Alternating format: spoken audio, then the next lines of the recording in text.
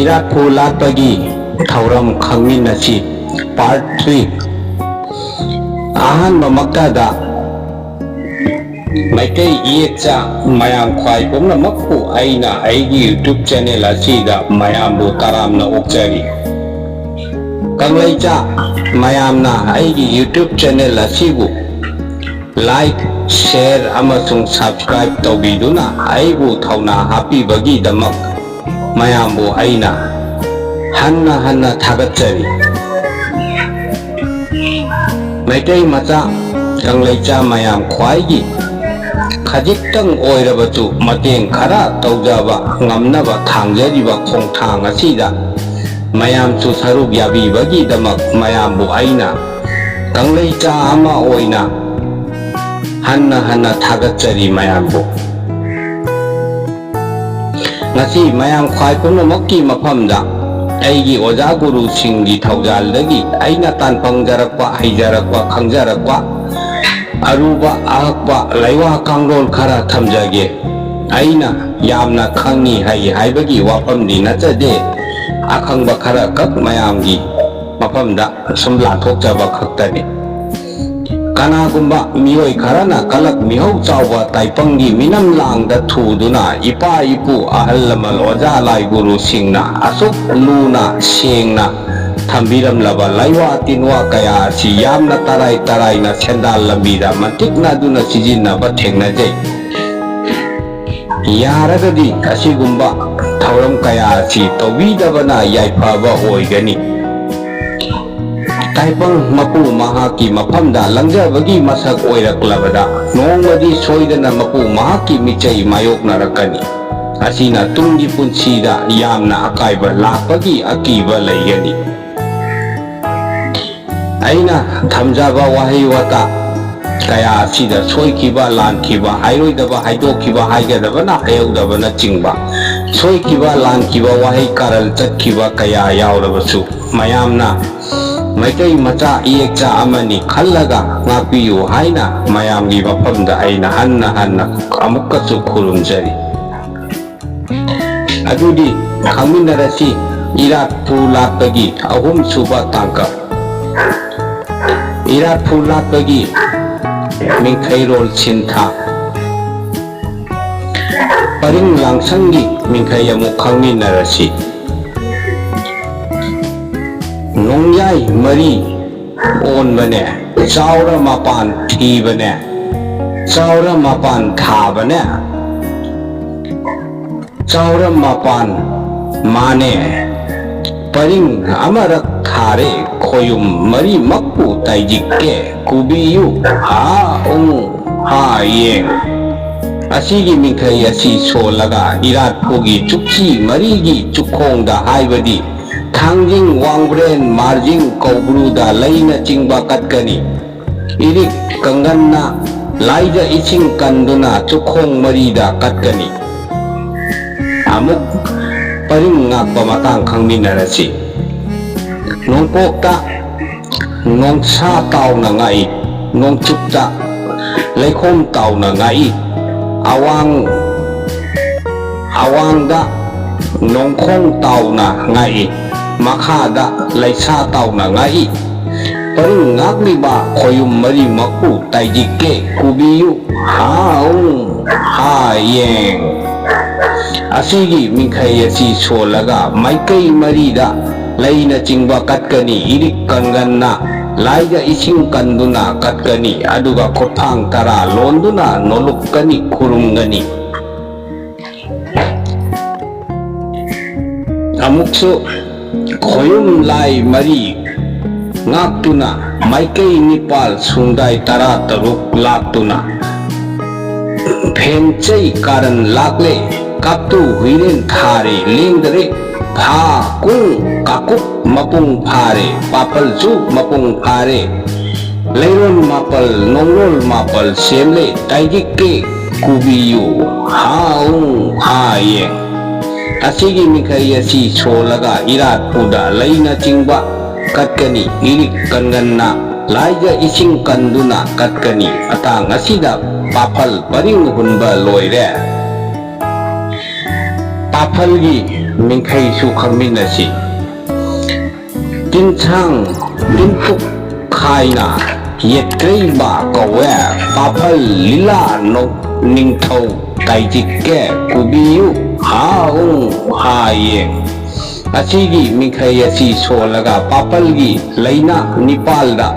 लैना चिंगबा कटकनी हिरिक कनगन्ना लाइजा इसिंग कंदुना कटकनी खुफांग तरा लोंदुना नोलुकनी अदुगा खुरुंगनी अमुकसु अतिया सीदबना थेंगुबु कौरे पाफलना ओइरोमदा थेंगुना येतलोमदा लैपाक पुबा थेंगुगी मिंगलेंदी कुरुंग टिक्ता थेंगु लांगमै कौवे ताइजिके कुबियु हाउं हायें असीगी वाहे असी सोलगा पापल थक्ता लैना चिंगबा कटकनी पुकनिंग चंगना नोलुकनी खुरुमगनी याइफा थौनी जगनी अमुक खंगिनरसी नोंथौ मरोल तहिंगा तरुबा पहिंगंग तरुबा तुहिंची तरंगबा तुकुप लिक तरीबा तुखिंग तारीबा ngang kuk tukhing lik kung kungchi tukhing tarang uktrang haina kawe taijike kubiyu haung hayeng asigi mingkhai sing asi solaga papal hambal thakta laina chingba katkani irik kanganna laija ising kanduna katkani अतियागी मिंखैय मुखंची चिंगु Kurum Atiya सीरबना लैपाकी मथक्ता खोंग कारन्ना सना फंबाल तोंगना हमदेंग लिंगै ओंग लैमींगांग लैसंग लेपिबा कौवे असीगी मिंखै असि सोलगा papal फंबाल थक्ता लैना चिंगबा कटकनी अमुक मालेम लैयोन मिंखै खंगमिनसी मालेम लैसना लैहनबी लैयोन तरेत्ता नोंसाबी मालेम चनिंग लैखैदा नतिकना नातोम थोकना लमहौरक्पा लैयोन नोंलोन अनिमक्ता सिन थुंगना लैरिबी ताइपंगी तुंगना फंबु ओइरिबी मालेम नहीं नयाई नबु ताइपंग थवाई हिंगहल्लिबी मपु खुया खागी सना तांगबल ओइरिबी नुंसी नुंगोन खिबिकी मपु मसक हुदी पूरिबी बलेम इरात फंबाल लांगदबु लेक्सिन बिदुना फमदेंग बियु ओंग इमा लैमरेन सीदबी लैहिंगनु लैनफा सीदबी खुरुम लैपाइजरी कुबियु हाउं हायें असीगी मिंखै असि सोलगा लैना चिंगबा इरात पुदा कटकनी पुकनिंग चेतना थमोय सेंगना खुरुमगनी अमुक कोरो नोंदोन मिंखै खंगमिनसी कोरो नोंथौरेल नुनांग काउखांग कोन अतिंगा मालंग काकुप मपुंग ओइरिबाओ हे लाइंथौ खोंजेन याइबी लैबुन तमलिबा नुमित थाना चिंगलिबा कैनौ थवाई मिचा खिबिकी तोंचेंग कुंगना पालिबा थक्की लायाम खिबिकना लैचिंग मपुंग फारिबा इरात फंबाल लांगदबु मिटेंग छानखैबियु हाइजरी नदाइरेमना ताइजिके हाउं हायें असीगी मिंखै असि सोलगा इरात पुदा लैना चिंगबा हापतुना कचदुना खुरुमगनी थौनी जगनी अमुक नुंसितकी सैथारोल खंगसी मालंग नुंसित सीदबा पांगल मपा लैतबा ताइबंग सिनबा थुंगलिबा मपु नतिकना मफम खुदिंगदा तोंगलेन तपना सितुना याइबी लैनम येलिबा याइबी लैकोन सेमजरी इरात फंबाल लांगदबु निंथीनबु लांगबियु हाइजरी मिंखैदी उंग यिंग उंग संग तारेंग लैयोंबा सा सीदबबु ताइजिके कुबियु हा हा येंग असिगी मिंखई असि सोलगा इरात फुदा लैना चिंगबा कत्तुना थमोई सेंगना वाखल पुकनिंग चेतना थौनी जगनी अमुक इसिंगी मिंखैरोल चु खंगसि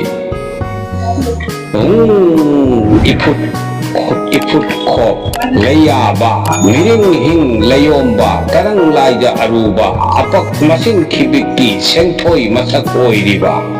उबा नापीना चिंगबा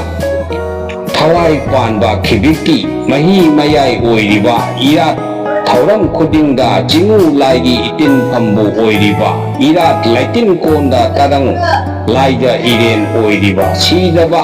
ताइजिके कुबियु हा येंग असिगी मिंखई असि सोलगा इरात फुदा लैना चिंगबा कटकनी अमुकसु नुसितकी मिंखई खंगसि चिरी चिरी चिखोम चिवाक चिरित चितक चिचो उल्लरी चिखा चिथुम मिंगलेन मापलबु कोलोई थाना कौजरी हा येंग असिगी मिंखई असि सोलगा इरात फुदा लैना चिंगबा कटकनी अमुकसु मैगी मिंखई खंगमिनसे मैमुत संग तरंग ngan tuhing ngan tungang sang tareng kem nubi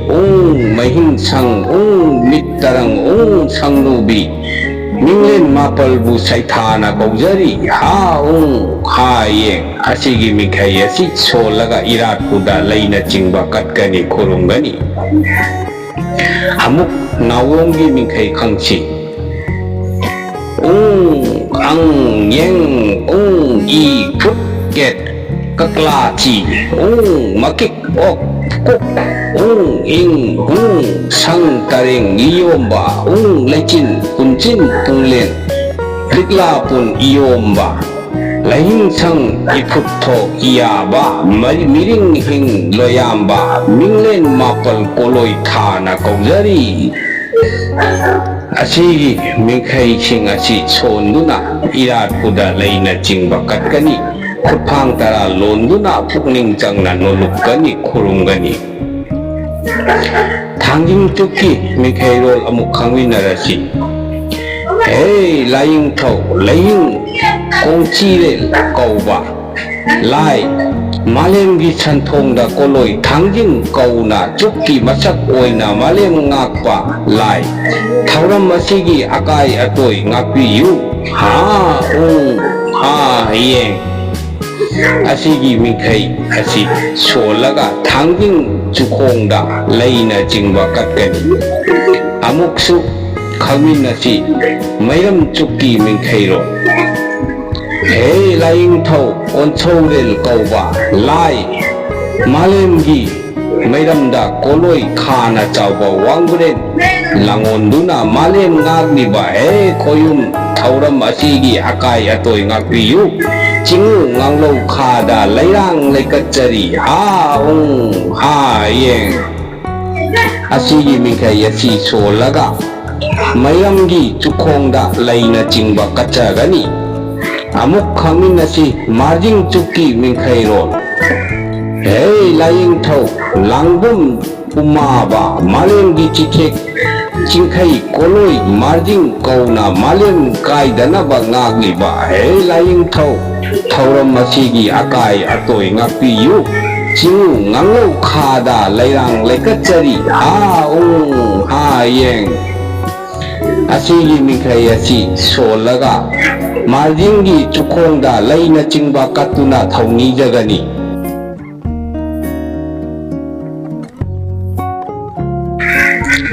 kaubru chukki mikhai amuk khangminachi hey lying thau achiba liklam koloi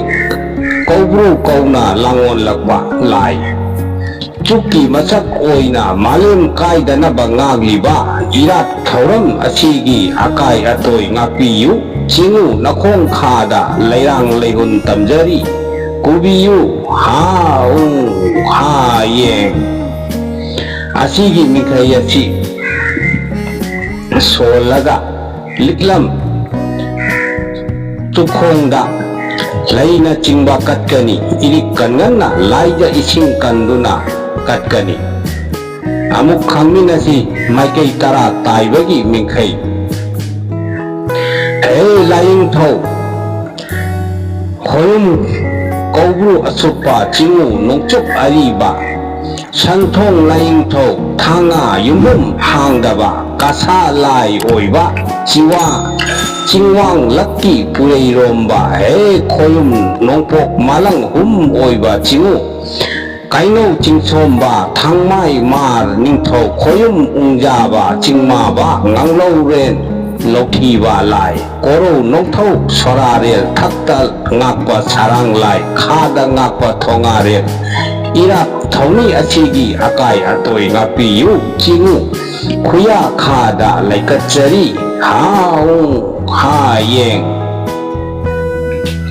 asigi minkhai asi solaga irat phuda laina chingba katkani asigi makhada songadoriba minkhai rel sing asidi irathu adugi mamangda thariba tangala lakoi aduda katkani leifudadi katpa yadre tauheidre haibadi lai manga phamdengkhre lai manga gi mathakta atopa lai ama amuk latphadre miren langsang minkhai amuk khangchi laing thau atia chidabana namu taipang mi saro hairabada asiba laing thauna karam dauna sagadabano hanglabada atiana ha pari asiba aigi imi pandam lakuna taipang mihak sagadabani pautak hanglabada atiagi miren tamna sare haingai ne laing thau apan baga laing thau asibaga animakna namu taipang mibu sari ngaida namu pongi sakol sarek phanaba haiduna atia mahaktagi makoi marin tingthokduna sakol phaye haibagi maming mari ching kawe laing thau atiana semhalliba namu pong adubu pongnau ton haina kaure koloi mingtholle pong sibu ningsha haplase haiduna chingu atiana mahaktagi kariga karaga arangbaga ukong lenga nongdamba khoyum makhoi lai manga puthokduna thawai haple ningsha hole khoyum manga thawai gi mapu atia sidabaga thawai manga miga thana tarukmak oibiro thawai gi mapu Jingu atia chidaba minglendi sangkuren kawe taijike kubiyu ha yeng ngachigi mingkai rel chingasi solaga iratpugi mamangda thariba tangala aduda laina chingba katkani ngasigi oinadi aigi video asi matang asida loichinjarage asigi iratpu latpagi mingkhai rol silam sinthana chingba kaya asi matang asida apunba sintha sing loijare mayam khwai pumnamakna aigi video asi like share amasung comment tawbiduna aibu thawna hapkatpiyu mayamna aigi YouTube channel asi subscribe tawbiduna aibu hanna thawna hapkatpibagi-damak mayambu aina hanna thagatjari karigumbada mayamna hainingba hangningba khangningba leibirabasu comment tawbirakpa yagani aduga karigumba matangda yamna aruba mayamda khanganingdaba yamna personal oiba wafam leibirabadi mayamna aigi FB da oina message tawbirakpa yagani mayamgi privacy gi mamal aina thamjagani aigi FB gi link aigi video asigi description da oina hapchakhrabani mayamgi dama asigumba khangbada yamna kanaraba ataisu mayam ama leiri ataidi aigi mathangi video blog asida amuk hanna khangminarasi hayum sidaba mapu kuru sidaba